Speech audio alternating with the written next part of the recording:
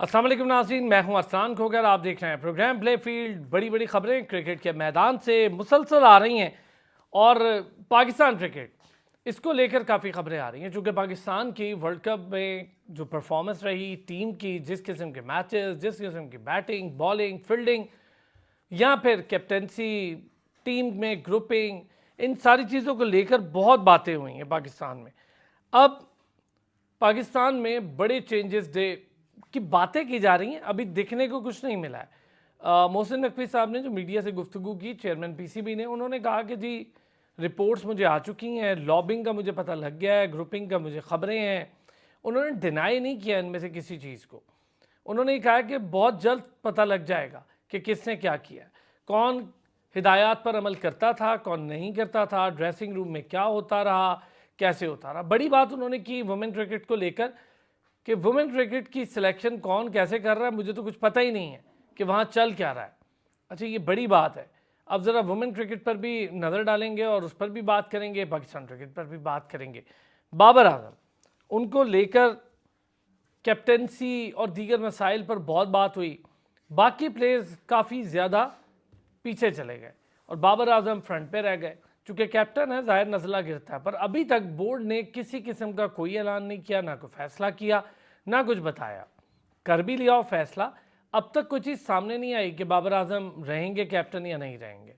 खबरें यही हैं कि बाबर आजम को वाइट बॉल का कैप्टन रखा जाएगा और शान मसूद कंटिन्यू करेंगे रेड बॉल कैप्टन पे। और जब बात हुई इस हवाले से मोहसिन नकवी साहब से सहाफ़ियों की, तो उन्होंने कहा जी कि मुझे शान मसूद के बारे में बड़ी पॉजिटिव रिपोर्ट्स मिली हैं। अब जो रिपोर्ट वहाब रियाज या गैरी क्रिस्टन ने दी है, उसका क्या होने जा रहा है, क्या होगा, रिपोर्ट के चंद पॉइंटर्स हैं, उस पर हम बात कर लेंगे। फिर सिलेक्शन कमेटी की तब्दीलियों पर बात हो रही है, जो मोहसिन नकवी साहब ने खुद भी इंडोज किया। उन्होंने कहा हाँ, आपको आने वाले दिनों में बहुत सारी तब्दीलियाँ दिखेंगी। डोमेस्टिक क्रिकेट, यो टेस्ट, फिटनेस, जो डोमेस्टिक नहीं खेलेगा वो अब इंटरनेशनल नहीं खेलेगा। उसके लिए इंटरनेशनल के दरवाजे तभी खुलेंगे जब वो डोमेस्टिक खेलेगा। ये बड़ी अच्छी बात है, लेकिन इस पर अमल कैसे करवाया जाएगा। अब डोमेस्टिक से मुराद क्या है, T20 खेल ले, कोई वनडे खेल ले, 4 डे बेशक ना खेले, या फिर 4 डे खेले, बहुत लाजमी होगा तमाम प्लेयर्स के साथ, और अपनी फिटनेस साबित करे और नए खिलाड़ियों को ड्रेसिंग रूम शेयर करने का मौका दें। सैयद हैदर भाई ने हमें ज्वाइन किया है, सीनियर स्पोर्ट्स जर्नलिस्ट है, बाकी साथी भी थोड़ी देर में ज्वाइन कर लेंगे। हैदर भाई अस्सलाम वालेकुम। अस्सलाम, शुक्रिया आपका मुझे शो में इनवाइट करने का। सर आपका शुक्रिया। हैदर भाई, बड़ी बड़ी खबरें, बड़ी बड़ी तब्दीलियाँ और फिटनेस टेस्ट, यो टेस्ट की वापसी। अच्छा, फिर एक चैम्पियंस लीग की शुरुआत हो रही है, वो भी ज़रा उस पर भी बात कर लेंगे। मैं उनके नाम देखकर बड़ा हैरान हुआ हूँ कि चैम्पियंस लीग के लिए जो मेंटोर या साबिक खिलाड़ियों के नाम नहीं है, वो तो बारियां लगा चुके हैं अपनी कई कई बार। कभी हेड कोच, कभी सिलेक्टर, कभी चीफ सिलेक्टर, कभी कुछ कभी कुछ। तो वो तो वही लोग हैं जो ऑलरेडी काम कर रहे हैं बोर्ड के साथ या करके गए हैं, उन्हीं के नाम आ रहे हैं। पहले आते हैं जी फिटनेस टेस्ट पे। हैदर भाई, एक बार फिर कहा जा रहा है यो फिटनेस जी टेस्ट वापस आ गया है। जी, बिल्कुल। देखिए, फ़िटनेस टेस्ट जो है वो ख़त्म क्यों किया गया था, ये बात अभी तक समझ में नहीं आई। शायद कुछ खिलाड़ियों को उसमें चूँकि वो फ़िटनेस टेस्ट पास नहीं कर सकते थे, इसलिए उनको मौका दिया गया कि आप उसके बगैर ही जो है। और उसकी एक दलील ये दी गई, उस वक़्त ये आर्गुमेंट ये बनाया गया था 2 साल पहले जब इसको ख़त्म किया गया कि क्रिकेट जो है गेम ऑफ स्किल्स है, इसमें फ़िटनेस टेस्ट की इतनी ज़्यादा अहमियत नहीं है अगर आप स्किल्स हैं आपके पास। और माज़ी की मिसालें दी गई इंज़माम उल हक की और दूसरे प्लेयर्स की, जिनकी फ़िटनेस हमेशा ख़राब रही लेकिन वो दुनिया के बड़े बैट्समैन बने। ये मिसालें देकर ये इसलिए ख़त्म किया गया क्योंकि बहुत सारे हमारे प्लेयर्स हैं जिनकी फ़िटनेस जो है बिल्कुल ही ख़राब है, बहुत ही ज़्यादा ख़राब है। स्कोर उनका जो है यो-यो टेस्ट में 8-9 से आगे नहीं जाता, हालाँकि 17, 16-17 तक होना चाहिए कम से कम। लेकिन उनको मौका देने के लिए ये ख़त्म किया गया और ये बाबर आज़म की रिक्वेस्ट पे, जो वो कप्तान थे, उनकी रिक्वेस्ट पे ख़त्म किया गया। उन्होंने कहा अगर आप ऐसा करेंगे तो मुझे टीम मेरी नहीं बन पाएगी और मुझे टीम चाहिए खेलने के लिए। और फिर उसके बाद पाकिस्तान की सीरीज़ हुई, 2 सीरीज़ थी, आई थिंक वो शायद श्रीलंका के साथ थी या वेस्ट इंडीज़ के साथ थी 2, जिसमें पाकिस्तान जीत गया था वो सीरीज़। तो उसको बुनियाद बना के इन्होंने ये इस फ़िटनेस टेस्ट को ख़त्म किया और उसके बाद कभी शुरू नहीं हो सका। उसके बाद मोहम्मद हफीज ने आगे कोशिश की। मोहम्मद हफीज को एप्रिशिएट करना चाहिए। उन्होंने कहा जी फिटनेस टेस्ट के बगैर आप कैसे खेल सकते हैं, तो उन्हीं को, मोहम्मद हफीज को ही फारिग कर दिया गया। हम्म। अब उसके बाद जो सिनारियो बना वो ये था कि वो लोग आ गए जो फिटनेस टेस्ट खुद भी नहीं देते थे। वो लोग मोहम्मद यूसुफ जिनकी फिटनेस हमेशा खराब रही, बहुत ही ज़्यादा खराब रहती थी, लेकिन वो आ गए। फिर वहाब रियाज की अच्छी फिटनेस थी हमेशा अपने अपने दौर में, लेकिन वो भी उनके साथ मिल गए। अब सिचुएशन ये है कि मोहसिन नकवी साहब जो हैं वो कोशिश कर रहे हैं कि टीम को थोड़ा-सा रिकवर कर सकें। जो चीज़ें पिछले टूर्नामेंट में सामने आई हैं उसको किसी तरीके से जो है रिपेयर कर सकें, और उसमें उनको मशवरा दिया गया है कि फिटनेस टेस्ट कराएँ। देखिए, फिटनेस टेस्ट आप ले लें, लेकिन उससे पहले फिटनेस पे काम जो है जिन लोगों ने किया उनको भी पकड़ें। आपने हाई क्वालिफाइड फिजियोथेरेपिस्ट रखे हुए हैं, जिनको आप 20-20, 25-25 लाख रुपए महीने की तनख्वाहें दे रहे हैं, फॉरेन कोचेस हैं, वो क्या कर रहे हैं? ये सवाल ये पैदा होता है कि ये इतना पैसा जो है, और वो भी डॉलर्स में, फॉरेन एक्सचेंज पाकिस्तान पहले ही एक प्रॉब्लम है पाकिस्तान के लिए, और वो फॉरेन एक्सचेंज डॉलर्स में उनको दे रहे हैं, और उन्होंने काम क्या किया? ये मुहासबा सिर्फ प्लेयर्स का नहीं करें, मैनेजमेंट का भी करें। मैनेजमेंट उसमें पूरी सखलैन मुश्ताक जो है वो सबसे बड़े हामिद हैं जी। फिटनेस टेस्ट से क्या होता है? वो एक नई चीज लेकर आया, कुदरत का निजाम, कि जीत मुकद्दर में है तो तकदीर में तो जरूर मिलेगी। ये तकदीर वाली और जीत, ये सारी चीजें बना के ये जो है ना मौका दिया गया उन अनफिट प्लेयर्स को कि वो आके खेल सके। अभी जो T20 वर्ल्ड कप में जो टीम गई थी, आप मान लें मेरी बात कि 5 प्लेयर्स ऐसे थे जो बिल्कुल अनफिट थे। उसमें इमाद वसीम भी शामिल थे, मोहम्मद आमिर भी शामिल थे, हारिस रऊफ भी शामिल थे, और आजम खान तो खैर फिटनेस टेस्ट पे कहीं आते ही नहीं है। तो ये सारे प्लेयर्स जो थे बिल्कुल फिट नहीं थे, लेकिन उनको जबरदस्ती उसमें डाला गया।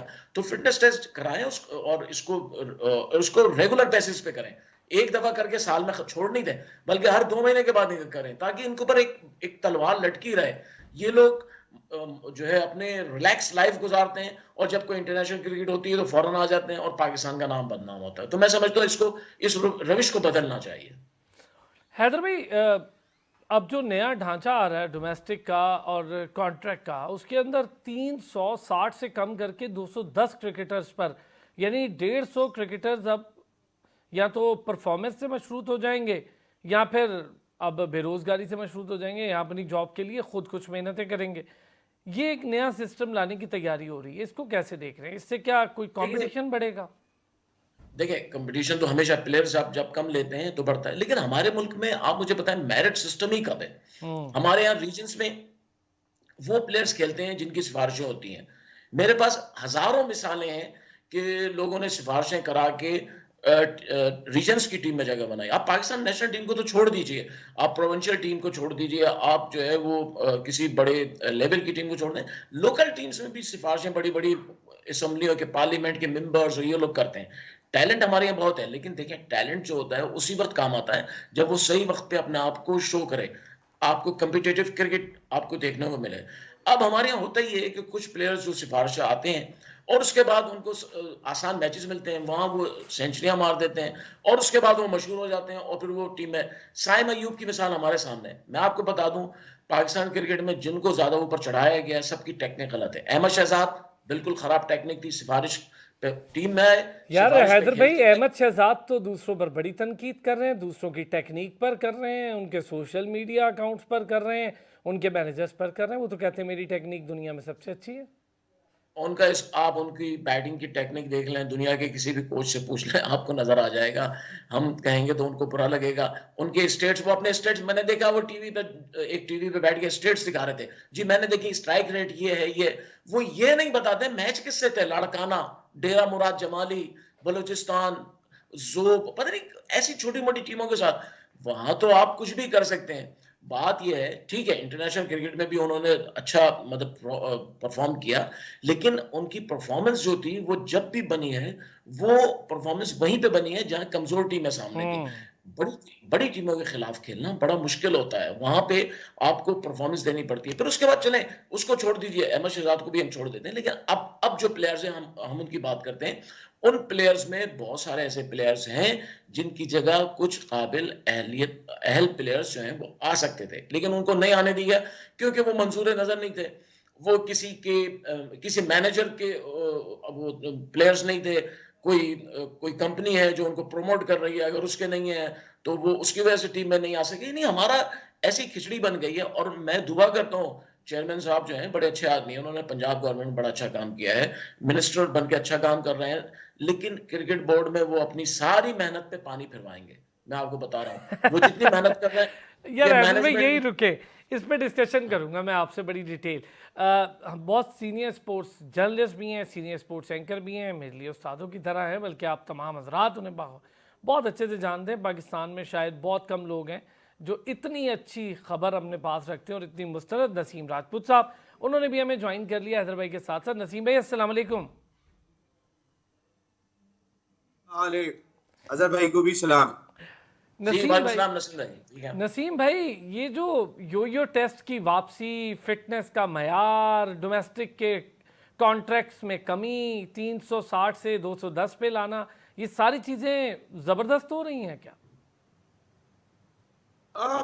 देखिए अभी योयो टेस्ट के तो मैं हक में हूँ, बिल्कुल हक में हूँ, क्योंकि जिस वक्त योयो टेस्ट हुआ करता था हमारे खिलाड़ियों की पहले भी चीखें निकला करती थी और वो कोशिश करते थे कि कम से कम ये टेस्ट हो जिसके अंदर आपकी फिटनेस का सही तरीके से जांच किया जाता है। आप ये क्राइटेरिया हमारी क्रिकेट में पहले भी था, इसी तरीके से हम लोग टेस्ट किया करते थे। तो उस लिहाज से अरसलान भाई ये कोई गलत फैसला नहीं है, ये अच्छा फैसला लगा मुझे। हमारे जो नए डायरेक्टर आए डोमेस्टिक के, ये होना चाहिए। और इसमें मेरे ख्याल है कि शायद बड़ा रोल जो दिखाई दिया वो गैरी क्रिस्टन का दिखाई दिया, क्योंकि उन्हें खिलाड़ियों का फिटनेस वो लेवल दिखाई नहीं दिया, इंटेंट दिखाई नहीं दी थी। तो उनकी रिपोर्ट आने के बाद खास तौर पे इस योयो टेस्ट का इंतजाम किया गया। योयो टेस्ट होना चाहिए, देखिए फिटनेस का लेवल पे कोई कंप्रोमाइज नहीं होना चाहिए। ये हाईली पेड एम्प्लॉयज हैं पाकिस्तान क्रिकेट बोर्ड के, और हाईली पेड दुनिया पाकिस्तान भर में अगर मैं बात कर लेता हूं तो शायद इतनी पेमेंट तो बैंक के सदर को भी नहीं होती कि जितनी एक कैटेगरी के प्लेयर को हो रही होती है। जो इतना सारी जिंदगी पढ़ के आए, सारी जिंदगी उन्होंने दे दी बैंकिंग सेक्टर को, 60 साल के होने जा रहे हैं तो उनकी तनख्वाह इतनी नहीं होती। जो 30 साल की उम्र में बाबर आजम की हो जाती है, 25 साल की उम्र में शहीनशाह अफरीदी की हो जाती है। कहने का मकसद है इसकी जो इसके साथ जो जुड़े हुए इंग्रेडिएंट्स हैं क्रिकेट के साथ, उनको खास नजर रखनी चाहिए। और फिटनेस एक बहुत ही इंपॉर्टेंट इंग्रेडिएंट है कि जिसको आपने हर हाल में बेहतर करना है। और यहीं पर आपकी जो है, मेरा ख्याल है कि ये अच्छा फैसला मैं करार दूंगा। योयो टेस्ट माजी में होता था, हमारे खिलाड़ियों ने शायद काकुल में लगने वाले कैंप से सही तरीके से फायदा नहीं उठाया जो हमने वहां देखा। और जो एफर्ट किए गए थे, खास तौर पे अगर हम देखें हमारे खिलाड़ियों को, क्योंकि हमने माजी में देखा काकुल में ही ट्रेनिंग हुई थी तो मिसबाह उल हक और यूनुस खान को हमने डिप्स मारते हुए देखा।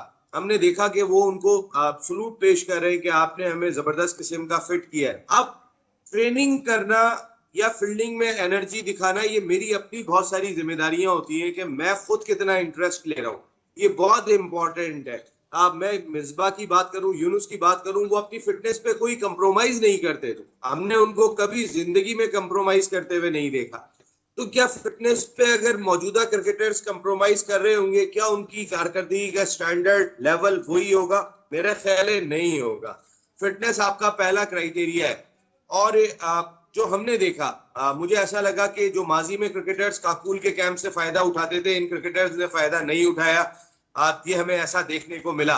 हमारे खिलाड़ियों की जो इंटेंट थी, जो बॉडी लैंग्वेज थी, और फिर सबसे बड़ी चीज जो कोशिशें की गई थी कि अगर खिलाड़ियों में रिफ्ट है, इख्तलाफात है, उनको दूर करने की कोशिश की गई थी, उसमें भी कामयाबी नहीं हुई थी। तो ज्यादा बेहतर यह है कि अब Pakistan cricket board at least Bangladesh के खिलाफ इस सीरीज में तो अपनी बेंच स्ट्रेंथ को चेक करे और बाकी खिलाड़ियों को कहे कि जाओ जरा फिटनेस को अपनी बेहतर बनाए। और फिटनेस के लिए ऐसा नहीं है कि आप खिलाड़ी पे खुद छोड़ दें कि आप फिटनेस को बेहतर बनाएं, उनके लिए योयो टेस्ट और सारी चीजें होनी चाहिए, मेरी अपनी जाती राय में। जी अच्छा नसीम भाई, अब हमारे पास 3-4 बहुत सारे डिस्कशन पॉइंट्स हैं। एक, चेयरमैन साहब ने ये कहा जी कि ख़वातीन क्रिकेट का मुझे पता ही नहीं है, वहाँ सिलेक्शन कौन करता है, क्या चल रहा है, मुझे उसके बारे में नहीं पता, मैं उसको अब बड़ा सख्ती से देखूंगा। दूसरा, उन्होंने कहा जी कि जो अब डोमेस्टिक नहीं खेलेगा वो इंटरनेशनल के दरवाजे अपने लिए बंद ही समझे, अगर खेलेगा तो ही इंटरनेशनल में आएगा। क्या इस पे अमल दरामद हो सकता है? देखिए, आपकी कैलेंडर इतना ज्यादा सख्त हो गया है, इतना ज्यादा बिजी हो गया है कि उसके बाद डोमेस्टिक क्रिकेट में स्टार्स का जाना जरा मुश्किल काम होता है, लेकिन जाना चाहिए। रोटेशनल पॉलिसी के तहत आप अपनी टीमों का इंतखाब करें और रोटेशनल पॉलिसी के तहत आप लीग में खेलने का एनओसी दें। ऐसा नहीं है कि आप सबको एक साथ ही उठा के लीग का एनओसी दे दें, जैसे अभी हमने कनाडा में देखा था कि आपने 5 6 7 प्लेयर को एक साथ दे दिया। आप सबका क्राइटेरिया बताएं इनको। देखिए, जो खिलाड़ी कनाडा की लीग खेलने जा रहे हैं वो शायद दुनिया की हर लीग की जरूरत बन सकते हैं, आईपीएल बुलाता नहीं है तो इनकी मजबूरी है, तो इनको आप बैलेंस करके जरूर भेजें। ऐसा नहीं है कि 5 6, देखिए जहां पे 7 8, वो कहते हैं ना, वही जहां 4 यार मिल जाए वही बस, तो फिर उसके बाद फिर वो दोस्ती यारियां और ग्रुपिंग का सिस्टम कहीं ना कहीं check and balance Pakistan cricket board को रखना होगा। बहुत सारी चीजें ऐसी पाकिस्तान क्रिकेट में हो रही हैं। अब देखे ना, उनसे जब पूछा गया कि सर्जरी का मतलब किसी से नाइंसाफी नहीं, उन्होंने जो बात कही, बल्कि निजाम को दुरुस्त करना है, जल्दबाजी में फैसले नहीं करना चाहते, फिटनेस पर कोई समझौता नहीं होगा। मोहसिन नकवी साहब, मैं एक मार्जिन उन्हें जरूर देता हूँ, वो ये है अरसलान भाई के जिस वक्त उन्होंने चार्ज संभाला था वर्ल्ड T20 बिल्कुल सर पर था, और खबरें जो आ रही थी खिलाड़ियों में रिफ्ट है, खिलाड़ियों में एका नहीं है, खिलाड़ियों में ग्रुपिंग है, तो इन खबरों के बाद उन्होंने एक तो खिलाड़ियों के साथ जो पहला खिताब किया था उसमें उन्हें ग्रुपिंग का अंदाजा था, और जाहिर है वो फीडबैक अपनी टीम से लेके गए थे। उनकी टीम का फीडबैक देने वाली टीम का मेन रुकन जो थे वो वहाब रियाज थे, और वहाब रियाज ने उसके बाद पाकिस्तान की इस ग्रुपिंग सिस्टम को खत्म करने के लिए और वर्ल्ड कप में अच्छी कारकर्दगी का मुजाहरा करने के लिए आप बहुत कुछ कहा होगा, जिस पर उन्होंने अमल भी किया, और उन बाकी लोगों को वहाब रियाज को सीनियर मैनेजर भी बना के भेजा। लेकिन ये हम मानते हैं मोहसिन नकवी साहब, आपके पास उस वक्त टाइम कम था, लेकिन आपका ये फैसला और वहाब रियाज को इतनी इंपॉर्टेंट जिम्मेदारी पे लगाना, वो बहुत बुरी तरीके से बाउंस बैक कर गया। देखिए, मेरी इत्तलात के मुताबिक मोहसिन नकवी साहब ने वहाब रियाज से वर्ल्ड कप में आने के बाद से मुलाकात नहीं की। एक तो वो मुल्क में नहीं थे, और दूसरा जो है वो अभी तक उनकी मुलाकात नहीं हो सकी, और अब वहाब रियाज चैंपियंस लीग खेलने के लिए इंग्लैंड चले गए। जो एक और सिलेक्टर थे वो पहले अमेरिका में लीग खेल रहे थे, उसके बाद अब वो इंग्लैंड आ गए चैंपियंस लीग खेलने के लिए। कहने का मकसद है कि चेयरमैन पाकिस्तान क्रिकेट बोर्ड अंदरूने खाना कुछ ना कुछ कर रहे हैं, कोशिशें तो कर रहे हैं। सिलेक्शन कमेटी के रुकन बिलाल साहब को शायद थोड़ा सा आगे किया जा रहा है, लेकिन मेरा मशवरा यही होगा, जो इतने साल हमारे गुजरे हैं पाकिस्तान क्रिकेट में चेयरमैन साहब के लिए, कि सर कुछ बड़े नाम क्रिकेट के जरूर अपने साथ रखें, क्योंकि अगर तौसीफ अहमद के सामने जो है वो खालिद साहब जो हमारे डायरेक्टर डोमेस्टिक है, अगर वो कुछ कह देते हैं तो आम लोगों को बड़ा लगता है भाई तौसीफ अहमद को कह दिया, लेकिन अगर तौसीफ अहमद को इकबाल कासिम कह रहे होंगे ना तो किसी को शिकायत नहीं होगी। मेरी बात को समझिए, बुराइयां ना लें, ये बुराइयां लेने की वजह बन रहे हैं। आप देखें ना, अभी अब मैं सुन रहा हूँ बिलाल अफजल को, आप अगर वहाब रियाज देखे, वहाब ने तो बहुत बड़ी क्रिकेट खेली थी, टॉप क्लास क्रिकेट खेली थी, अगर आपने वहाब को लगाया था काफी मुंह बंद थे, लेकिन शायद बिलाल अफजल को अगर आप उसी तरीके की जिम्मेदारियां देने का सोचेंगे तो फिर इतने मुंह बंद नहीं रहेंगे कि बिलाल अफजल जो अगर किसी के लिए कहेंगे तो लोग ये कहेंगे कि बिलाल अफजल पहले आप अपने आप को तो देखें। इसलिए बहुत सारी चीजों को उन्हें सोच समझ के, और मेरी अपनी जाती राय में कोई एक ऐसा क्रिकेटिंग एडमिनिस्ट्रेटर जो क्रिकेटर भी हो और बड़ा नाम भी हो, उन्हें फौरी तौर पर अपने फोल्डर का हिस्सा बना लेना चाहिए, वरना जो पंजाब असेंबली से तकर्रुरियां हो रही है ना, पुरानी पंजाब असेंबली से, वो बहुत ज्यादा मौजूए बहस बनी रहेंगी, जो मोहसिन नकवी साहब को काम करने में मुश्किलात का सबब बनेंगी। ओ नसीम भाई, हैदर भाई, जो बात नसीम भाई कह रहे हैं बहुत इंपॉर्टेंट है कि देखिए वहाब रियाज को लगाना, फिर उसका बोझ उठाना, ये बड़ी इंपॉर्टेंट बात है। फिर कुछ लोग लगाना, फिर उनका बोझ उठाना, क्योंकि हमने देखा कि एक चेयरमैन आया तो उसने भी यही कह दिया कि जी मेरे पास तो वर्ल्ड कप सर पे था। फिर मोहसिन नकवी साहब आए, उन्होंने भी कहा जी मेरे पास वर्ल्ड कप सर पे था। और साथ जो टीम चल रही थी, वहाब रियाज तो खैर पहले से चले हुए आ रहे हैं, लेकिन साथ जो टीम चल रही है जिनका जिक्र कर रहे हैं बिलाल साहब का, बिलाल अफजल का, मैं ज़रा एक छोटा सा ब्रेक लेता हूँ हैदर भाई, इस पर आप हजरात से बात करते हो। ये बहुत इंपॉर्टेंट पॉइंट नसीम भाई ने उठाया कि क्या क्या बोझ लेंगे, और फिर बोझ जो है वो ऐसा कलंक बन जाता है कि उससे छुटकारा मुश्किल हो जाता है, चाहे चेयरमैन हो चाहे पूरी टीम। वापस आते हैं ब्रेक से, इस पर बात करते हैं। वेलकम बैक जी। अच्छा हैदर भाई, चाहूँगा ज़रा ये जो नसीम भाई ने बात की थी, जल्दी से इस पर आपका जवाब चाहिए। फिर मैंने नसीम भाई से ज़रा ऐसे पर्सनैलिटीज़ के बारे में भी पूछना है कि वो कौन है जिनके हम क्रिकेट में रोल भी देखते हैं और उनका काम भी देखते हैं, पर उन्हें क्रिकेट बोर्ड में उनको रोल क्यों नहीं मिलता। ज़रा हैदर भाई पहले आप।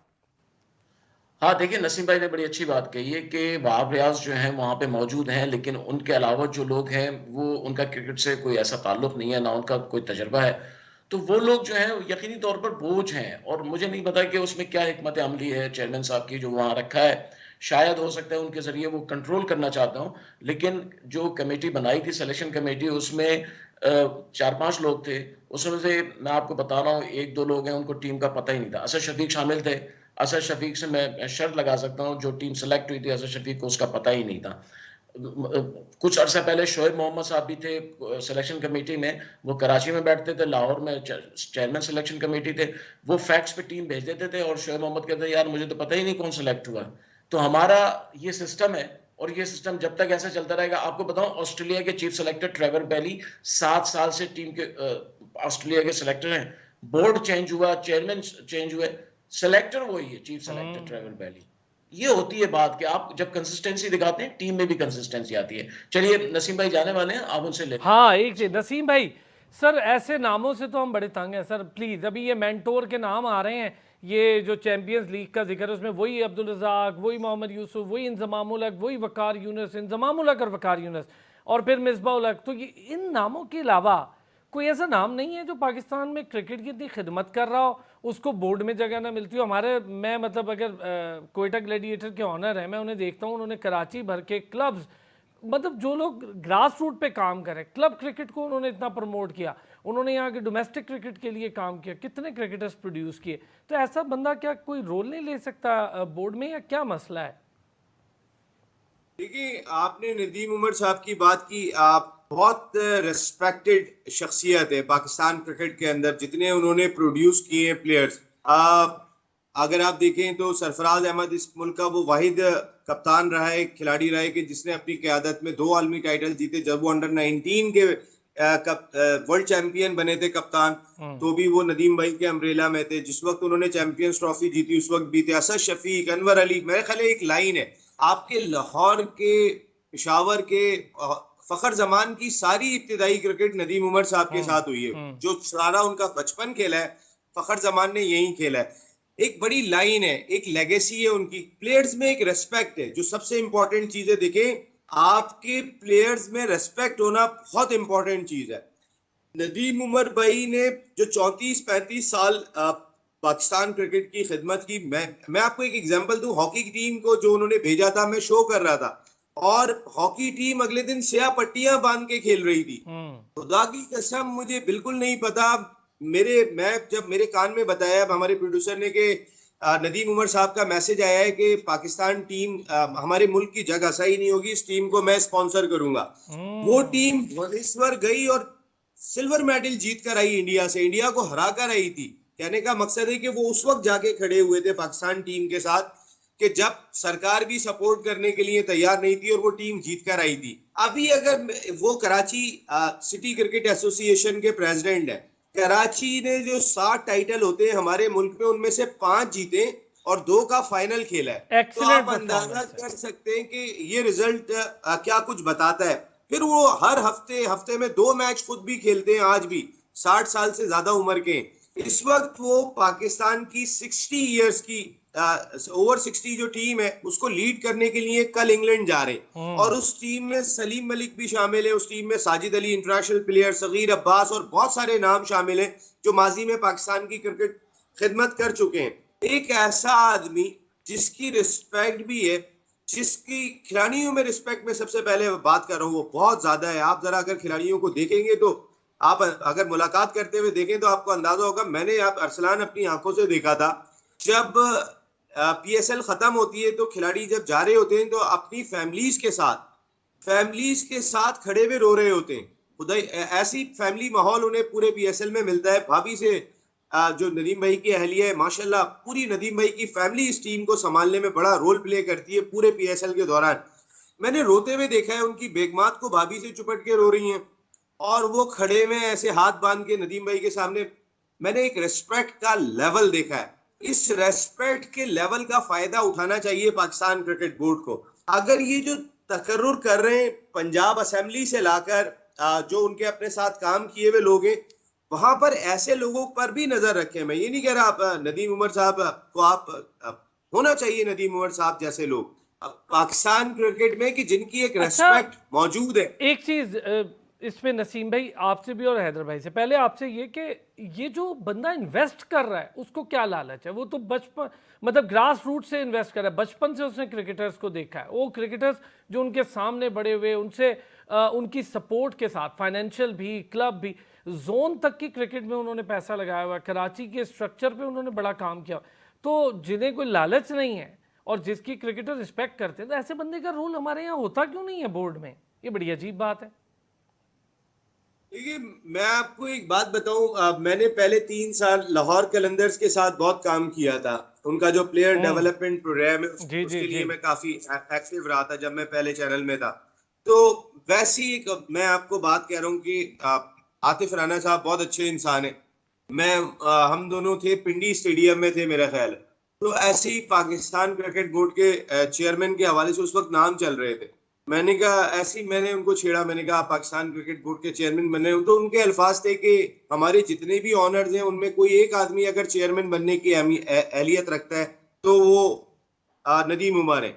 और आतिफ भाई वैसे बड़े मजेदार आदमी हैं, हंसी मजाक बहुत करते हैं। तो लेकिन उन्होंने ये बात वाकई बहुत सीरियस कही थी उस वक्त, कहने लगे कि हम में अगर कोई भी पाकिस्तान क्रिकेट बोर्ड का चेयरमैन बनने की एबिलिटी रखता है वो नदीम उमर भाई, इसलिए कि उनकी खिदमत सालों पुरानी है, वो सालों से इस खेल के साथ जुड़े हुए हैं। और फिर कोई ऑनर ऐसा नहीं है जो हफ्ते में आज भी 2 मैच खेलता हो 60 साल का होने के बाद। सही बात है। उन्हें ग्राउंड की फील का इतना अंदाजा है। देखें अरसलान, ग्राउंड की फील एक डिफरेंट चीज है। आप जब क्रिकेट का शौक होता है, आप वैसे हम चैनलों पे बात करते हैं, लेकिन आप यकीन माने मैं जब मैच खेलने के लिए चला जाऊं ना तो वो फील लाइक अ किंग। भले फील्ड में गेंद एक भी नहीं आ रही है, सही बात। 30 ओवर तक मैं बाउंड्री पे खड़ा रहा, लेकिन कैप लगा के स्टाइल के साथ फील लाइक अ किंग।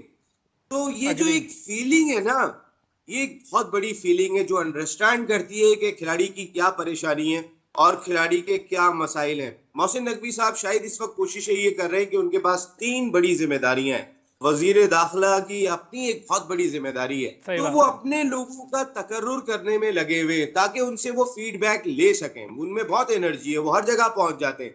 लेकिन मेरा उनको मशवरा ये कि जहां अपने लोगों को आप लगा रहे हैं वहां पर ऐसे लोगों पे जरूर नजर रखें कि जिनकी साख अच्छी है और जो क्रिकेट को बहुत इन डेप्थ समझते हैं, इन डेप्थ जिनकी नॉलेज है। तो अगर आप उनको साथ लेकर चलेंगे तो फायदा होगा, और Nadeem Umar is one of them. Naseem भाई शुक्रिया, आपने जाना है, आपका अपना प्रोग्राम है, इंटरव्यू करना है, बहुत शुक्रिया, थैंक यू नसीम भाई, आपने हमारे लिए वक्त निकाला। हैदर भाई मैं ये जो बार बार मेंटोर का जिक्र कर रहा हूँ ना, एक खबर सामने आई कि जी कुछ वो जो चैंपियंस लीग एक नई शुरू, चूँकि डोमेस्टिक क्रिकेट बढ़ाई जा रही है तो चैंपियंस लीग के 5 मेंटोर्स की भी खबरें आ रही हैं। उसी के अंदर ये इंजमामुल हक, वकार यूनुस की भी नाम है। मैं हैरान हूँ, मिसबा का भी नाम। यार ये लोग घूम फिर के वापस आ जाते हैं, क्या हम इनसे अखज़ करेंगे? और काशिफ शबीर ने भी ज्वाइन कर लिया जी, क्रिकेट कमेंटेटर, क्रिकेट एक्सपर्ट। शुक्रिया जी काशिफ शबीर साहब, आपका भी आपने ज्वाइन कर लिया। हैदर भाई, ये जो 5 नाम हम घूम फिर के दोबारा देख लेते हैं, ख़ासतौर पर मैं इंजमामुल हक और वकार यूनुस दोनों के हवाले से बड़ा नेगेटिव इम्पैक्ट था बोर्ड के अंदर भी और खिलाड़ियों के साथ भी। बिल्कुल बिल्कुल, देखें ये बिल्कुल सही बात मैंने लास्ट प्रोग्राम में भी कहा था कि जो लोग पहले, कल भी एक पीटीवी पे मैंने कहा था कि जो लोग पहले सर्व कर चुके हैं और उन्होंने कोई रिजल्ट नहीं दिए हैं, आप उनको अलग रखें। हमारे पास बहुत सारे ऐसे प्लेयर्स हैं, बहुत सारे ऐसे लोग हैं जो काम कर सकते हैं और वो जो है रहनुमाई कर सकते हैं। मेंटोर से आप मतलब पीसीबी क्या मुराद लेना चाहता है? आया ये कि सिर्फ वो जो दूर बैठ के मशवरे दें या इन्वॉल्व हों उनके साथ? देखिए मैं आपको बताऊं, इस वक्त टीम में जो पाकिस्तान टीम में ग्रुपिंग है उसके पीछे 2 लोग हैं जो ग्रुपिंग करवा रहे हैं और करवाइए। एक हमारे साबिक टेस्ट कप्तान है और एक हमारे जो है T20 के साबिक कप्तान है। दोनों जो है ना अपने अपने ग्रुप चला रहे हैं और दोनों के घर पे बैठ के टीमें बन रही हैं, ये मैं आपको बता दूं जी। और जो है दोनों अपनी टीमें बनाते हैं और दोनों जो है ना वो अपने प्लेयर्स को, और कुछ साबिक टेस्ट क्रिकेटर इन दोनों के ग्रुप में शामिल हैं। जो हमारे अजहर महमूद साहब जो कोच बने थे, ये मैं आपको बताऊंगा कि कौन लाया है इनको, किसने इनकी सिफारिश की कि इनको कोच बनाया जाए और किस तरह उनको लाया गया है। तो यहाँ पे ग्रुपिंग के पीछे, ग्रुपिंग में सामने बाबर आजम और शाहिन शाह अफरीदी नहीं है, इनके पीछे लोग हैं। वो अपने फायदे हासिल कर रहे हैं और वो ग्रुपिंग इसलिए कराते हैं क्योंकि अब वो रिटायर हो चुके हैं, लेकिन उनको अपना बिजनेस चलाना है, तो वो इनके जरिए जो है ना ऐसा कर रहे हैं। अच्छा, अब दूसरी बात ये है कि जो आप मेंटोर्स बना रहे हैं, उन मेंटरों में ये देखें, आप वकार यूनुस, मिसबाहुल हक, आप इंजमाम, इन सबको आप आजमा चुके हैं। इन्होंने क्या किया मुझे ये बताएं। इन्होंने कोई आपको प्लेयर बना के दिया? इन्होंने कोई आपको जो है किसी प्लेयर की खराबियां दूर करके दी हैं? नहीं कर सकते। उल्टा क्यों नहीं खराबी कर की सकते? ही है। एग्जैक्टली क्योंकि ये खुद हादसाती प्लेयर थे। मैं आपको बता दूं, इंजमाम लोग खुद हादसाती प्लेयर थे। वकार यूनुस खुद, वो कहीं किसी एक सिस्टम से नहीं आए थे, अचानक आए और उनको मौका मिला, चांस मिला और वो बन गए। देखिए, जो लोग शुरू से बनकर आते हैं, इमरान खान जैसे लोग होते हैं, वो बनते भी हैं और बनाते भी हैं। जावेद वसीम अकरम, मियांदाद, जावेद मियांदाद जावेद, ये लोग जो है खुद भी बने और देखें, जावेद मियांदाद ने सलीम मलिक को जब डेब्यू कराया है, जब 9 प्लेयर्स ने जावेद मियांदाद के खिलाफ बगावत की, तो सलीम मलिक का डेब्यू कराया जावेद मियांदाद ने श्रीलंका के खिलाफ।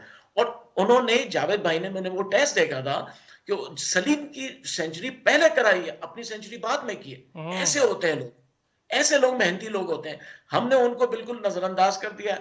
अब हम चाहते क्या है, मैं आपको बताऊं, मेंटोर जो बने हैं, ये प्लेयर्स के कहने पे, ये जो आजकल जो मैनेजमेंट में बैठे हुए लोग हैं, वहाब रियाज दूसरे, इन्होंने नाम दिए हैं कि इसको बना दें, उसको बना दें। वकार यूनुस, सबको पता है, वहाब रियाज के बड़े खास दोस्त हैं, खास दोस्तों में शामिल हैं। यानी वहाब रियाज के लिए उन्होंने शोएब अख्तर को ड्रॉप कर दिया था वकार यूनुस ने। तो अब ये सारे लोग जो है ना मिलकर फिर वही हशर करेंगे। मोहसिन नकवी साहब से मेरी गुजारिश है, इन सब लोगों को दूर रखें। आपके पास बड़े जो है फर्स्ट क्लास क्रिकेटर, बड़े अच्छे फर्स्ट क्लास क्रिकेटर हैं, जिन्होंने टेस्ट के लिए, लेकिन बड़े बड़े माहिर हैं। मसरूर अहमद कराची के हैं, उन्होंने बड़े प्लेयर्स बना के दिए हैं पाकिस्तान नेशनल टीम को, ठीक, लेकिन बेचारों को कोई पूछता लेकिन नहीं वही है। मसला ना हैदर भाई, यहाँ पे टेस्ट क्रिकेटर्स कहते हैं ये स्टेटस हमारे पास है और यहाँ कोई नहीं आ सकता, फिर जी यहाँ पे वो पेटी भाई भी हो जाते हैं। काशिफ भाई, ये जो यो टेस्ट की वापसी और डोमेस्टिक क्रिकेट के ढांचे में तब्दीलियाँ, जो डोमेस्टिक नहीं खेलेगा वो इंटरनेशनल नहीं खेलेगा, अभी इसी पे डिस्कशन हो रही है। फिर घूम फिर कर वकार यूनुस, इंजमामुल हक, ये लोग किसी ना किसी रोल में, मिसबाहुल हक वापस आ रहे हैं। क्या मतलब हमारे पास ये 5-6 लोग ही रह गए, कोई और दूसरा तीसरा नाम नहीं है?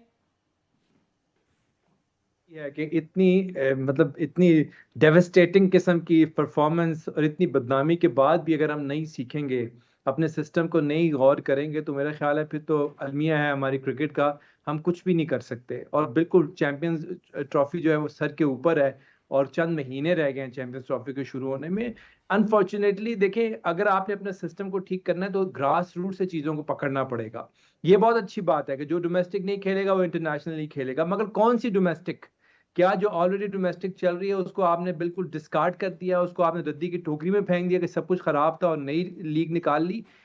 सिस्टम जो चल रहा है उसी को ही बेहतर करने की जरूरत है, नंबर एक। नंबर दो, ये चले हुए कारतूस दोबारा मत लेकर आए, क्योंकि इन लोगों ने कुछ भी नहीं किया। बिल्कुल सही कहा हैदर भाई ने, ये सब हादसाती क्रिकेटर्स हैं और इन लोगों ने कुछ भी नहीं अचीवमेंट दी हमें।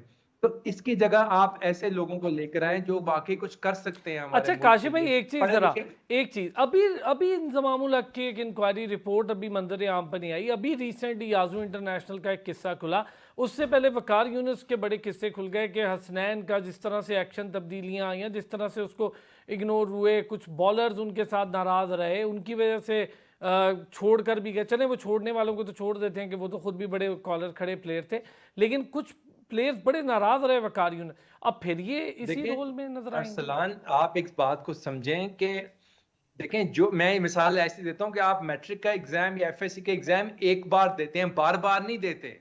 अगर आपने एक दफा अच्छा कर दिया तो बस खत्म हो गया ना, बस आपका टेन्योर खत्म हो गया। आप प्लीज कुछ और काम करें, नए चेहरों को लेकर आए। हम साया मुल्क में देख लेना, अच्छी परफॉर्मेंस के बाद भी इनके कोच ने रिटायरमेंट का ऐलान कर दिया, उनके कप्तान ने रिटायरमेंट का ऐलान कर दिया। उन्हीं से हम कुछ सीख लें, नए चेहरों को आने की जरूरत है। मैं तो यहां तक कहूंगा कि हमें इंटरनेशनल कोचेस की जरूरत है, ऐसे कोचेस की जरूरत है जो हमारा ट्रेंड चेंज करें। हमें इंटरनेशनल रिक्वायरमेंट को और जो नई मॉडर्न एरा की रिक्वायरमेंट है उसका नहीं पता हमारे प्लेयर्स को, हमारे कोचेस को नहीं पता कि कैसे T20 खेलना है, कैसे वनडे को आगे लेके जाना है, कैसे टेस्ट मैचेस खेलना है। टेस्ट मैच भी बहुत ज्यादा इवॉल्व हो चुका हुआ है। इसके लिए जरूरी है कि हम ऐसे लोगों को लेकर आए जो हमें उस नहज पर चलाएं और उनको ऑटोनमस दर्जा दें, उनको बिल्कुल ऑटोनमी दें कि वो जो मर्जी फैसले करें, उस फैसले को पीछे उनकी पूरी बैकिंग करें और इंस्टीट्यूशन बनाएं पीसीबी को, इंडिविजुअल्स नीचे हो जाए, इंस्टीट्यूशन ऊपर हो, तब जाके आपका इदारा बनेगा। और इदारा एक दिन में नहीं बन सकता, इसको कदम ब कदम आपको लेकर चलना पड़ेगा, तब जाकर हम ठीक होंगे। पुराने चेहरे लेकर आएंगे, पुराने लोगों को लेकर आएंगे, फिर घिसी पिटी वही बातें होंगी, वही कुछ होगा। और आप देखिएगा चैंपियंस ट्रॉफी में फिर हम यही कह रहे होंगे कि सब टीमों ने अनाउंस कर दी अपनी 11, पाकिस्तान का कोई पता नहीं है पाकिस्तान के कौन लोग खेलेंगे कौन नहीं खेलेंगे। पहले तो ये इंक्वायरी कराएं कि जो प्लेयर्स खेलने वाले थे उनको क्यों नहीं सिलेक्शन कमेटी ने डाला, क्यों नहीं वो सिलेक्शन कमेटी में आए और क्यों ही वो टीम का हिस्सा बने। आपके पास स्पिनर्स मौजूद थे, क्यों आप शादाब के ऊपर ही परसिस्टेंट रहे? आपके पास बैट्समैन मौजूद थे, आप क्यों आजम खान पर परसिस्टेंट रहे? इन सब चीज का पाकिस्तान की कौम जानना चाहती है। हमारा अरबों खरबों रुपया लगता है इन सब चीजों के ऊपर, लेकिन एंड रिजल्ट 0/0। तो इसलिए हर चीज को जीरो से शुरू करना पड़ेगा, तब जाके हम किसी नहज पर किसी तरीके पर पहुंचेंगे। बड़ी लंबा चौड़ा क्रिकेट सीजन भी आ रहा है जी हैदर भाई और पहली बार पाकिस्तान में 21 साल में पहली बार पाकिस्तान सैफ अफ्रीकी होम सीरीज़ खेलेगा न्यूजीलैंड, साउथ अफ्रीका और पाकिस्तान के साथ। बड़ी अच्छी बात है। वेस्ट इंडीज़, बांग्लादेश और इंग्लैंड के साथ 60 टेस्ट मैचेस खेले जाएंगे जो कि कराची, मुल्तान, लाहौर में खेले जाएंगे। तो ये और फिर चैम्पियंस ट्रॉफी पाकिस्तान हो रही है, फिर पाकिस्तान ने जिम्बाब्वे और ऑस्ट्रेलिया के दौरे हैं। तो अच्छी खासी इंटरनेशनल और होम सीरीज़ हमारे पास आई हैं इस बार और ये एक अच्छी चीज़ है। और अभी फिर जा रहे हैं चेयरमैन एक मज़ीद मीटिंग में, तो वो चाह रहे हैं कि हम मज़ीद मीटिंग करके और भी कुछ लें।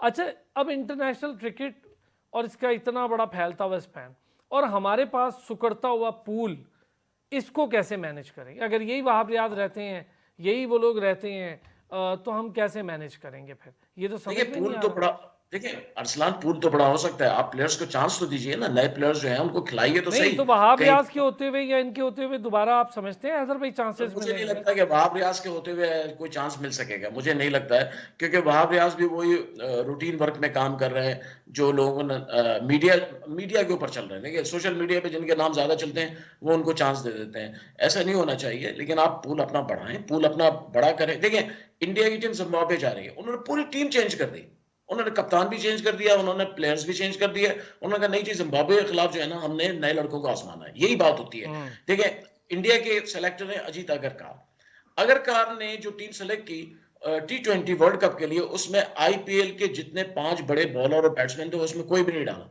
लोगों ने पूछा भाई आपने ये आईपीएल के जो किंग थे उनको नहीं डाला? उन्होंने कहा मैं आईपीएल फॉलो ही नहीं करता हूं, तो मैं आईपीएल को क्यों देखूं मैं? ये बड़ी बहुत बड़ी बात है कि एक चीफ सेलेक्टर अपने ब्रांड को कह रहा है कि मैं तो फॉलो ही नहीं करता हूं। तो उनसे पूछा फिर क्या आपका? वो कहना मैं डोमेस्टिक देखता हूं। डोमेस्टिक में किसने परफॉर्म किया है? ये दुबे जो आया है ये डोमेस्टिक की वजह से आया है। अक्षर पटेल डोमेस्टिक की वजह से आया है, दुबे डोमेस्टिक की वजह से आया है, श्रेया सैयद डोमेस्टिक की वजह से आया है, शुभमन गिल अंडर 19 और डोमेस्टिक और उन्होंने परफॉर्म किया। देखिए उन्होंने फिर परफॉर्म किया, दुबे ने फाइनल में परफॉर्म किया, अक्षर पटेल ने आईपीएल में फेल रहा लेकिन डोमेस्टिक में अच्छा था, उसने परफॉर्म किया। ये होती है बात। हमारे यहाँ क्या है, पीएसएल में 4 छक्के मारे आजम खान ने, लीजिए वो टीम में आ गया। उस्मान खान ने 250 की, वो आ गया। अब क्या हशर हुआ आपको मुझे पता है। आप उस्मान खान आप लोगों से अगर ये डिस्कस करूं हैदर भाई, आपसे और काशिफ भाई से, काशिफ भाई ना तो इंडियन टीम को ये डैमेज पहुंचा कि शुभमन गिल नहीं है, श्रेया सैयद नहीं है, ईशान किशन नहीं है, उन्हें डैमेज ही नहीं पहुंचा कि केएल राहुल जैसा मुस्तनद खिलाड़ी भी नहीं है, शामी नहीं है, अश्विन नहीं है। मतलब इतने बड़े बड़े सुपर स्टार्स का उन्हें कोई डैमेज नहीं पहुंचा, वो ट्रॉफी उठा के घर आ गए। देखें अरसलान, मैं आपसे एक बात कर रहा हूँ, बार बार एक बात ही रिपीट में कर रहा हूँ कि सबसे पहले किसी भी इंस्टीट्यूशन का, ऑर्गेनाइजेशन का जब आप ढांचा बनाते हैं तो उसको इंस्टीट्यूशन का दर्जा पहले देते हैं और एक फॉर्मेलिटीज और जो कहते हैं ना एसओपीज का तायुन करते हैं कि किन एसओपीज के तहत ये ऑर्गेनाइजेशन चलेगी, उसके बाद वो कामयाबी होती है। कोई एडहॉकिज्म में कोई ऑर्गेनाइजेशन नहीं चलती। तो पहले हम पीसीबी को उस ये इंस्टीट्यूशन है, इंस्टीट्यूशन नहीं है, हर चीज एडहॉकिज्म पे चल रही है, पहले उसको खत्म करें फिर आप आगे चलेंगे। फिर आप कंपेयर कर सकते हैं इन मुल्कों को। आप बात कर रहे हैं इंडिया की, मैं कहता हूं पाकिस्तान की टीम का मुकाबला इस वक्त अफगानिस्तान से नहीं हो सक रहा। अनफॉर्चुनेटली हम उस स्टेज पे पहुंच चुके हुए हैं। तो पहले उस इदारे को बनाएं, उसके बाद अपना डोमेस्टिक सिस्टम बनाएं। सिर्फ इंडिया नहीं, किसी भी मुल्क को आप देख लें, England, Australia, South Africa, New Zealand, हर मुल्क जो है वो अपने डोमेस्टिक पे रिलाय करता है। डोमेस्टिक से प्लेयर्स को निकाल अच्छा एक होते चीज हैं और फिर वो आगे चलते हैं। एक चीज़ ज़रा छोटा सा ब्रेक लूँगा। मैं डोमेस्टिक की आप जिक्र कर रहे हैं ना, तो जो डोमेस्टिक के ढांचे में तब्दीलियाँ या कॉन्ट्रैक्ट में तब्दीलियाँ, इसके थोड़े खदोखाल भी बताता हूँ, इस पर ज़रा डिस्कशन करते हैं। और फिटनेस के मैार को डोमेस्टिक तक पहुँचाने की बात की, मैं तो कहता हूँ वहाँ कोचिंग का मैार बिल्कुल डिफरेंट करें। आप जो ये इंटरनेशनल कोचेज़ को ला के कौमी टीम का हिस्सा बनाते हैं, इनको डोमेस्टिक का हिस्सा बनाएं। किस हद तक ये बात दुरुस्त है? और राहुल द्रविड़ की एक बड़ी अहम चीज़ है जो मैं शेयर करूँगा, उसको अगर लिया जाए तो शायद हमारे बहुत सारी चीज़ें बेहतर हो जाए। वापस आते ब्रेक से इस पे बात करते हैं। Welcome back. अच्छा, चैंपियंस लीग एक होने जा रही है जो डोमेस्टिक की, और 5 टीम्स होंगी। उसके मेंटोर का ही मैं जिक्र कई बार कर चुका हूँ। अब कल से अब तक इस प्रोग्राम में उन्हीं टीम्स के हर टॉप 30 प्लेयर्स जो होंगे उनको डोमेस्टिक और कॉन्ट्रैक्ट यानी पीसीबी का कॉन्ट्रैक्ट दिया जाएगा, और 150 प्लेयर्स कम हो जाएंगे उस कॉन्ट्रैक्ट से, 210 प्लेयर्स रह जाएंगे। तो ये जो एक नया सिस्टम इंट्रोड्यूस हो रहा है ये, और राहुल द्रविड़ जिनका मैं जिक्र कर रहा था, हैदर भाई, राहुल द्रविड़ ने कहा मैं 6 महीने पहले जाना चाहता था। तो मुझे उनको वर्ल्ड कप की नहीं पड़ी हुई थी, उन्होंने कहा मैं 6 महीने पहले जाना चाहता था क्योंकि बहुत टेन्योर हो गया, किसी और को मौका मिलना चाहिए, और मुझे 6 महीने तक इन्होंने मजीद काम कराया। अब मैं मजीद काम नहीं करूंगा, फैमिली को टाइम दूंगा, वापस आऊंगा और बच्चों के साथ जाके अंडर 19 में काम करूंगा, एक नई लॉट निकालूंगा। तो जब पूछा कि आप क्यों जाना चाहते थे, उन्होंने कहा देखिए जो अंडर 19 को मैं सिखा कर आया था वो अब ये खेल रहे हैं, अब इनको मुझे कुछ नहीं सिखाना है, ये इंटरनेशनल लेवल पे खेल, इनके साथ सिर्फ मेंटल टफनेस और गेम अवेयरनेस और सिचुएशन हैंडलिंग, ये 3 चीज़ें बतानी थी, और वो मैंने की है। बाकी खेला इन्होंने क्रेडिट भी नहीं लिया। हाँ, देखिए यही बड़ी बात होती है ना, यही बड़े इंसानों की ये बड़ी बात होती है कि वो अपना रोल जानते हैं कि मैंने क्या करना है, और मैं क्या कर चुका हूँ और मुझे अब क्या करना, आगे क्या करना। ये हमारे यहाँ सिस्टम बिल्कुल उलट है। हमारे यहाँ एक आदमी जो आ जाता है फिर वो छोड़ने को तैयार ही नहीं होता है, और नेशनल टीम की कोचिंग से कम की वो बात ही नहीं करता है। राहुल द्रविड़ जितने बड़े बैट्समैन थे उतने ही बड़े इंसान हैं, और उतनी ही उनकी जो है सर्विसेज है, होना यही चाहिए। और हमारे जो यहाँ पे जो कोचेस बने हुए हैं इनको फॉलो करना चाहिए। हमारे अगर इंजमाम में अगर कुछ सलाहियत है सिखाने की, देखें कुछ करना अलग बात है, सिखाना अलग बात है। हर आदमी टीचर नहीं बन सकता, हर आदमी इंजीनियर तो बन सकता है, लेकिन इंजीनियरिंग यूनिवर्सिटी का टीचर नहीं बन सकता। तो इसी तरह प्लेयर भी अच्छा हो सकता है, स्टेट्स अच्छे हो सकते हैं, लेकिन कोच अच्छा नहीं बन सकता अगर उसके अंदर सलाहियत ना हो ट्रांसफर करने की। तो हमारे जो लोग जिनमें ट्रांसफर करने की कुछ सलाहियत है वो अंडर 19 में जाएं, अंडर 19 को सिखाएं। और अंडर 19 का भी जो है हमारे यहाँ जो लेवल है, मैं आपको बताऊं ऐसी ऐसी खबरें आई हैं कि हमारे अंडर 19 के कोच साहब जो है पैसे ले लेकर टीम में लड़के शामिल करते रहे। यानी ऐसी कहानियां, लड़कियों की वुमेन्स की टीम है। अभी आपने वुमेन्स की टीम बात की, चेयरमैन साहब को शायद पता नहीं है कि वुमेन्स की टीम में तो करप्शन इतनी ज्यादा है, इतनी ज्यादा करप्शन है कि वो टूर्स के लिए लड़कियां जो है पैसे दे दे के उनके वालिदैन जो है और सब जो है। तो हमारे यहाँ बिल्कुल सोच ही अलग है, कल्चर ही अलग है बिल्कुल। लेकिन दूसरे कंट्रीज में जो है अलग बात है, वहां पे लोग सेक्रीफाइस करना चाहते हैं और जानते हैं कि हमने जो है हमें आगे जाके क्या काम करना है। तो हम बोर्ड को भी चाहिए जो मेंटर्स बनाए इनको भेजें अंडर 19 में, और वहां पे इनको कोचेस बनाए और उनको कहें अब लाओ तुम कोई और इंजमाम बना के, सखलैन मुश्ताक बना के लाओ, तब हम देखेंगे। तो ये चीज जो है ना बहुत जरूरी है। आप देखें हमारे मुल्क में साबिक क्रिकेटर्स ने एकेडमियां बनाई हुई है, बहुत सारों ने। आपको उन अकेडमियों से कोई प्लेयर मिला आज तक? कोई ऐसा प्लेयर मुझे बताएं जो एकेडमी से निकल कर आया हो। क्यों? कि वो सिखाते ही नहीं है, पैसे कमाने के लिए एकेडमियां बनी हुई है। यही हाल बोर्ड के साथ है कि लोग कोच तो बनना चाहते हैं, पैसे कमाना चाहते हैं, लेकिन सिखाना कुछ नहीं चाहते हैं। तो ये कल्चर चेंज होना चाहिए। काशिफ भाई, यही बात आपसे, डोमेस्टिक क्रिकेट उसके ढांचे में बड़ी बड़ी तब्दीलियां, इतने बड़े बड़े फैसले हो रहे हैं। मेरा सिर्फ आपसे ये सवाल है कि हम क्या इसको मेक श्योर कर सकते हैं कि जो आपके सुपरस्टार्स हैं वो डोमेस्टिक खेलें? इसको मेक श्योर अमली तौर पर किया जा सकता? इतना लंबा तो आपका वैसे ही इंटरनेशनल सीजन है, हमें इतने मैचेस खेलने हैं, 12 टीमों को होस्ट करना है, चैंपियंस ट्रॉफी आ रही है, इंग्लैंड है, बांग्लादेश है, वेस्ट इंडीज़ है, न्यूजीलैंड है, साउथ अफ्रीका है, ऑस्ट्रेलिया, जिम्बाब्वे के टूर्स हैं। तो हमारी इंटरनेशनल क्रिकेट भी बहुत है। फिर वो सुपरस्टार तो ज़ाहिर है कहेंगे यार हम तो वहाँ फंसे हैं, फिर उसके बाद लीग्स आ जाती हैं, 2 लीग से मुआहदे हैं उनके। सबसे पहली बात तो ये है, अरसलान की क्या ज़बरदस्त बात कही है राहुल द्रविड़ ने, और ऐसे ही होना चाहिए कि असल एकेडमी, असल नर्सरी हमारी अंडर 19 है, जहाँ से प्लेयर्स कुछ सीख सकते हैं और वहां से वो बंद कराते हैं। और दूसरी खूब बात ये है, जो हमारे बड़े कहते हैं ना, भरा मेला छोड़ना चाहिए, तो ये वो लोग हैं जो भरा मेला छोड़ने की रवायत को बरकरार रखते हैं, उसको आगे लेकर चलते हैं। और हैदर भाई ने ठीक कहा कि जितना अच्छा वो प्लेयर है उतना ही अच्छा उसने इंसान बनकर दिखाया भी है।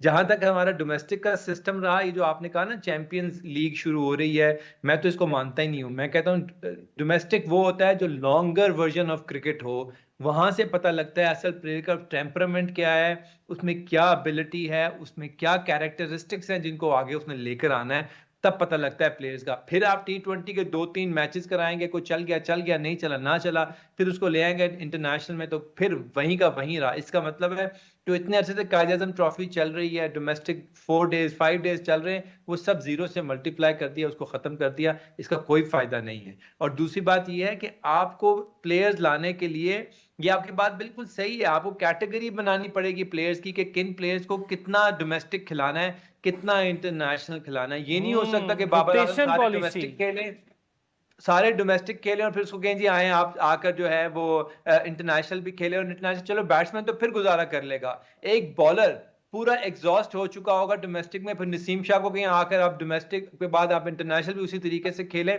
तबाही फेर देंगे फिर पकड़कर। देखें, हमें पहले इरादा करना पड़ेगा कि हमने करना क्या है, किस तरीके से चीजों को ठीक करना है, और फिर कोई थिंक टैंक बनाएं। सबसे पहले थिंक टैंक बनाएं जो वाकई क्रिकेट खेलने वाले, क्रिकेट को समझने वाले लोग हैं, उनको सामने बिठाएं और उनको बिठाकर पूछें कि क्या सिस्टम बनाना है। मोहसिन नकवी साहब बेहतरीन एडमिनिस्ट्रेटर हैं, बेहतरीन सब कुछ है, लेकिन अनफॉर्चुनेटली वो क्रिकेटर नहीं है। वो क्रिकेटर की साइकोलॉजी को और उसके जो कैरेक्टरिस्टिक्स होने चाहिए उस चीज को नहीं समझते। उसके लिए उनको गाइडेंस चाहिए, उस बंदे की गाइडेंस चाहिए जो लॉयल है towards the country, towards cricket, towards this institution.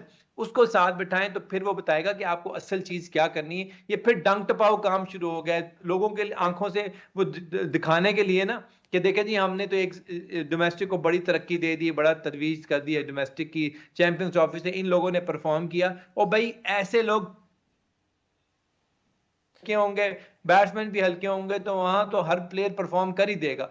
लेकिन जब आप लॉन्गर वर्जन खेलते हैं तब आपको पता लगता है मैं कि तो उसमें कहता हूँ कितना इसके अंदर और टेम्परामेंट है। बहुत आम चीज़ें, हम डोमेस्टिक स्ट्रक्चर की बात करते हैं। आज तक नहीं सुना मैंने कि कोई ये कह रहा हो हैदर भाई चेयरमैन आके, या एक्सपर्ट खुद चेयरमैन क्रिकेटर भी रहा, वो भी नहीं कह रहा कि मैं आता ही छोटी सी एक पिच बात रह चेंज गई, कर आखिरी दूंगा, अगर आप मैं मुझे पिचेस बात ऐसी करने कर दें। दूंगा, मैं पिचेस को ऐसे कर दूंगा, मैं जितने ग्राउंड्स हैं खाली पड़े हैं सियालकोट का, गुजरांवाला का, उनको फाल कर दूंगा, मैं हैदराबाद के ग्राउंड नियाज स्टेडियम को ठीक कर दूंगा, पेशावर के बुगटी स्टेडियम को मैं ठीक कर दूंगा, बलूचिस्तान के। किसी ने नहीं कहा ये, ना उसको फाल किया। देखिए, ग्राउंड्स को फाल करना जो है ना, वो पीसीबी का मैं समझता हूँ काम नहीं होना चाहिए। कहीं भी दुनिया में कोई बोर्ड जो है ना ये काम नहीं करता है। बोर्ड सिर्फ मैनेज करता है क्रिकेट को, लोकल एसोसिएशंस का काम होता है ये। हमारे यहाँ लोकल एसोसिएशन ना तो फाल है, फंक्शनल भी नहीं है, और फंक्शनल है भी तो वो सियासी ओहदे बटे हुए हैं और सियासी फायदे और सब मनपसंद लोगों में उन्होंने बांटी हुई है। हमारे ग्राउंड्स का बुरा हाल इसी वजह से है कि पीसीबी ने यहाँ पे क्रिकेट को अपने हाथ में ले लिया सारा, और जो रीजनल एसोसिएशंस हैं उनको कोई राइट्स नहीं दिए हैं, उनको कोई पावर्स नहीं दिए हैं। उनको कोई जो मैच होता है, अगर कहीं पे ग्राउंड जो है वो किसी एसोसिएशन के पास था भी कभी, तो उनको कुछ वहां उसमें शेयर नहीं मिलता था, इसलिए काम ही कुछ नहीं हो सका। आपके ग्राउंड्स के हाल ये, मैं नेशनल स्टेडियम की बात करता हूँ, नेशनल स्टेडियम किसी भी तरह इंटरनेशनल स्टैंडर्ड का नहीं है, जीरो है, बिल्कुल कोई फैसिलिटीज नहीं है। उसके साथ आप देख लें, अभी जो पिक्चर आई हैं, वीडियोस आई हैं कि वो पाकिस्तान शाहीन कोचिंग ट्रेनिंग कर रही है और वो स्लिप में कैचिंग की प्रैक्टिस हो रही है और वो मैट्रेस बिछा के। यार ये कौन सी क्रिकेट, ये कौन सी कोचिंग हो रही है, मुझे समझ में नहीं आता है। इस तरह जो है ना, आप जो है ना क्रिकेट नहीं बना सकते। अगर आपको क्रिकेट बनाना है, क्रिकेट आगे चलानी है, तो आपको जो है क्रिकेटर्स के साथ मिलकर काम करना पड़ेगा और एसोसिएशन में सही लोग रखने पड़ेंगे जो ईमानदारी के साथ, ऑनेस्टली। देखें, आप अभी आपने थोड़ी देर नदीम उमर साहब की बात की। नदीम उमर साहब इंतहाई डेड ऑनेस्ट आदमी है, क्रिकेट से शौक है, मोहब्बत है, उन्होंने अपने पैसे लगाए। देखिए, दुनिया में लोग पैसे खाते हैं क्रिकेट से, वो लगा उन्होंने रहे अपना हैं। पैसा लगाया। हाँ, ऐसे लोग जो है ना हमें चाहिए, ऐसे लोग जो हैं वो क्रिकेट अच्छा, को इनका यहाँ पे बोर्ड में कभी आप क्या रोल नहीं देखेंगे हैदर भाई? ऐसे लोगों का रोल नहीं होता बोर्ड में।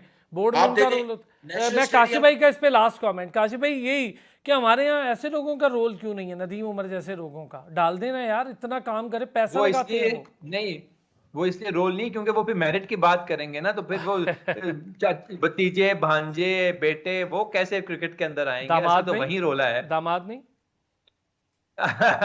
दामाद दामाद नहीं, दामाद, हाँ आगे एस भी दामाद। लगा दे। तो इसलिए देखिए, अब मेरिट अगर उम्मत का प्रिवेल निजाम करे, मेरिट अगर बढ़ जाए तो फिर तो क्या बात है। पिछले बार आपने मुझे एक बात आखिरी नहीं करनी थी, मैं ये कह रहा था कि हम चाहते हैं कि पूल बड़ा हो। आप कहते हैं चैंपियंस लीग करा के पूल को फिर सुकेड़ के 150 लड़कों में ले आएंगे और उसमें से निकालेंगे लड़के, बिल्कुल फिर प्रॉब्लम हो जाएगी। चले, मैं हमें इस तो पे एक पूल बड़ा प्रोग्राम और करना है। रखूंगा, अभी जरा वक्त कम हो गया, वरना इस पे ये जो पूल है ना, पूल ऑफ प्लेयर्स कैसे बढ़ाया जा सकता है, ये एक टेक्निकल पॉइंट है। जी काशिफ भाई आप तो कमेंट्री करते हैं ना, पाकिस्तान भर में गए, कमेंट्री की चीजें देखी, हैदर भाई खुद सारी चीजें कवर करते हैं, तो मैं जरा इस पे ना पूल ऑफ प्लेयर कैसे बढ़ता है, इस पर अगले इंशाल्लाह प्रोग्राम में बड़ी हेल्दी डिस्कशन करेंगे, technical. Thank you so much Kashif Shabir साहब, आपका बहुत शुक्रिया। सैयद हैदर भाई sir, thank you so much, आपने वक्त निकाला हमारे लिए, और नसीम राजपूत साहब का भी शुक्रिया। फिर होती है जी अगले हफ्ते आपसे मुलाकात, अपना ख्याल रखिएगा।